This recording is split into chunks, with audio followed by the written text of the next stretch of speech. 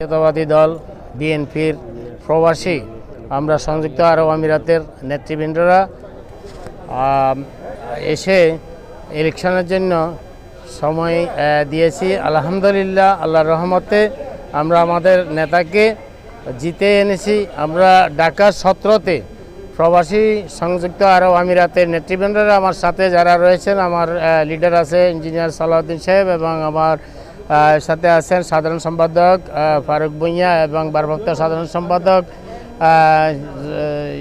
Billal Ahmed, senior vice president আছেন লিটু এবং আরও অনেকেই আছে।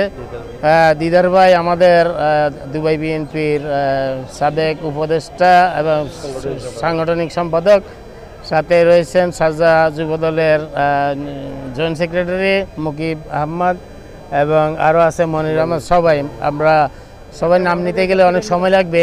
আমরা স্বতঃস্ফূর্তভাবে ইলেকশনে এসে ভোট দিতে পেরেছি এবং কি আমরা ঢাকা 17 আমাদেরকে যে স্পট দিয়েছিল ঢাকা ক্যান্টনমেন্ট, তারপরে হলো মাটিকাটা এবং বাসানটেক, এগুলো নিয়ে বনানী, গুলশান এবং পুরা আমরা মহাখালী পর্যন্ত কাজ করেছি।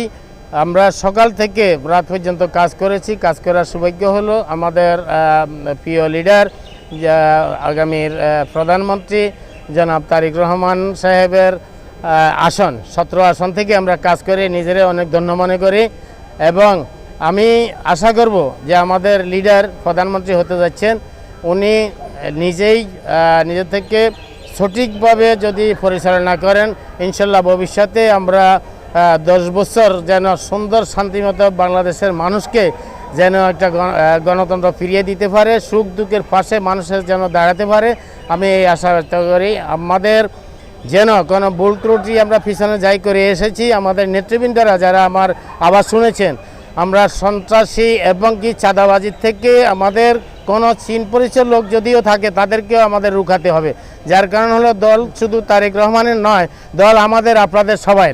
আমরা সকলে মিলে এই বাংলাদেশের যে ভবিষ্যৎ যেন একটা সুন্দর আমরা একটা মানুষের হাতে, আবারও বলি, যেন সুখ শান্তি ফিরিয়ে দিতে পারে। আমাদের লিডারের প্রতি আমি অকুল আবেদন আমার, যে সরকার গঠন করবে তার দেখাশোনা নেতৃবৃন্দদেরকে মন্ত্রণালয় এবং সব বিভাগীয় যে মন্ত্রণালয়গুলো বন্টন করবে, সেইভাবে যে তারা দলকে যদি ভালোবাসে, দেশকেও ভালোবাসবে, দেশকে ভালোবাসলে দেশের মানুষকে, জনগণকে ভালোবাসে।